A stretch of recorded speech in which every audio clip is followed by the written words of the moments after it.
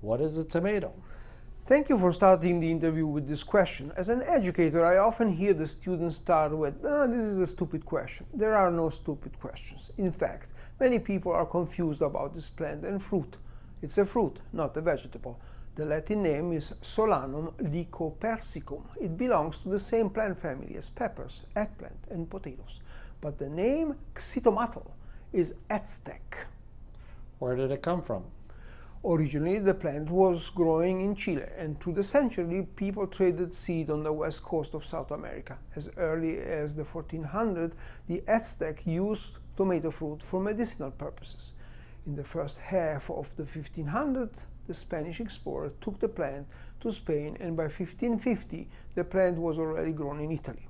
It is believed that Italians first embraced the fruit for their traditional dishes. The Italian name is pomodoro, which literally translates to golden apple. Originally, tomatoes were more yellow than red, more acidic than sweet. What's the difference between ancient tomatoes and the modern fruit? Well, nobody really knows how tomato tasted 500 years ago, but for sure today's grocery tomatoes are the result of great breeding work. The goal is to grow a fruit which matures fast.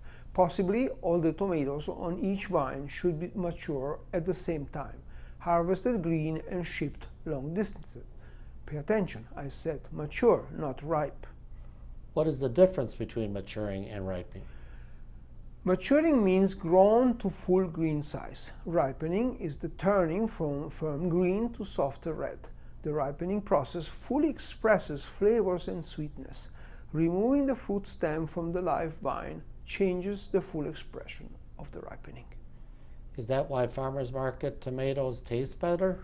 Yes, absolutely true. And homegrown garden tomatoes even better.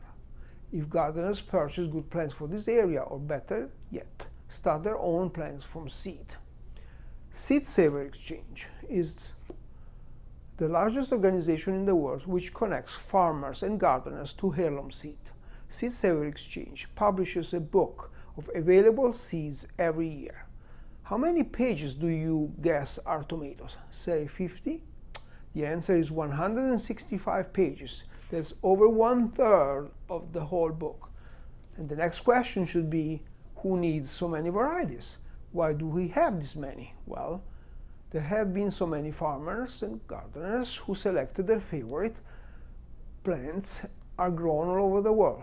This summer, Sicily reached 120 degrees Fahrenheit daytime and over 90 degrees Fahrenheit overnight. Kenosha paste goes limp at 85 degrees Fahrenheit, and there are so many colors, shapes, and textures. Next, there are varieties with tolerance to high temperature and arid land, or plants which can be grown without soil in water. That's hydroponic. You mentioned the Kenosha paste tomato. What's that? It's a tomato which originates from the region of Le Marche in Italy and has been grown here in Kenosha for almost 100 years. As many heirloom tomatoes, it suffers from bottom end rot. What is bottom end rot? It's an anomaly in the growing stage of the fruit. I have been researching how to limit the fruit damage for many years. The One Vine Tomato Project is my answer to limiting fruit damage. What is the One Vine Tomato Project? Years ago, I would grow a couple hundred tomato plants in cages and harvested fruit for the local farmer's market. Then I tested supporting my vines on snow fencing posts and spacing the posts further apart to increase the ventilation. I noticed less bottom end rot damage and started pruning the plant vines down to just one. And no irrigation, dry farming. Dry farming? No watering? Yes, no watering forces the plants to grow roots deeper, where the plants find the moisture they need. Imagine a 12 feet tall vine. The root system may be 12 feet deep. It's a mirror growth. The roots need to match the top vegetation. Everything in nature is balanced. What's the benefit of growing one vine? I would say that this method allows you to gain a better grasp at the vitality of the plants. You can quickly tell which plants have more vigor and how the plants set fruit. You can visualize on a glance how many flower stems pop up on each vine and how far apart they are. You can count the number of tomatoes per flower stem and calculate the percentage of perfect fruit versus bottom and rot damaged fruit. Obviously, the better plants will be selected for seed-saving purposes. And then a miracle happens, and you get a new variety by casual pollen crossing. That's how I got the Canoscia paste dry sport. Dry sport? Sporting is a horticultural term used to identify plants which are genetically similar but have somehow changed epigenetically. As I only grow one variety on Kufi farm, the change wasn't caused by a cross of two varieties. I'm really excited about the dry sport fruit, as my dream was to eat my own tomatoes for Christmas. The dry sport stored without refrigeration for 5 months. What is Kufi? It's an acronym which stands for Canoscia Urban Farming Institute.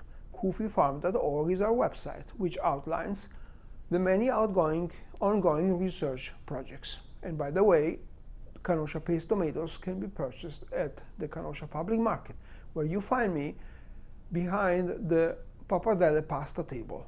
And I'm always finding time to chat with you about my farm projects.